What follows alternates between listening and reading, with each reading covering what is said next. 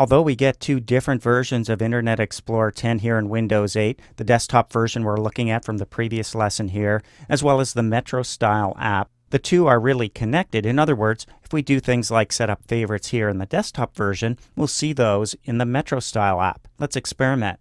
So we have Internet Explorer up. We're looking at lynda.com here in the desktop version of Internet Explorer 10. We've turned on the menu bar, the command bar. The command bar has the home icon and a drop down.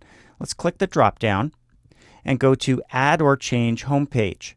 In this case, we want to use the current page. So we'll click the radio button next to Use This web page as our only home page.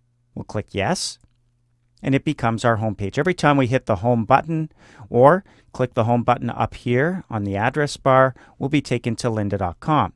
Will that apply when we go to the Metro Style app? We'll see momentarily. Let's talk about favorites now. If you have sites that you go to on a regular basis, you can save some time by making them favorites. Then they're accessible from the favorites menu.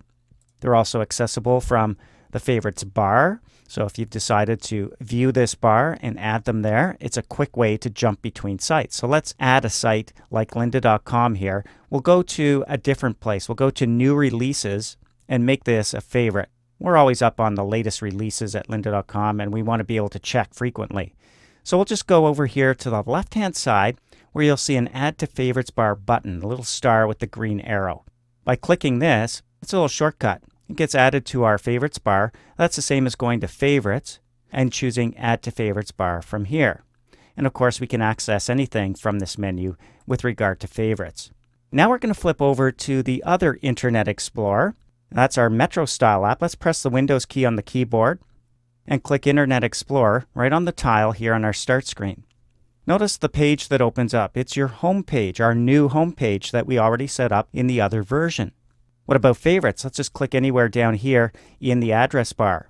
Over here on the right, we're going to see some favorites, including, there it is, New Releases. So we can go directly to New Releases right from there by clicking it.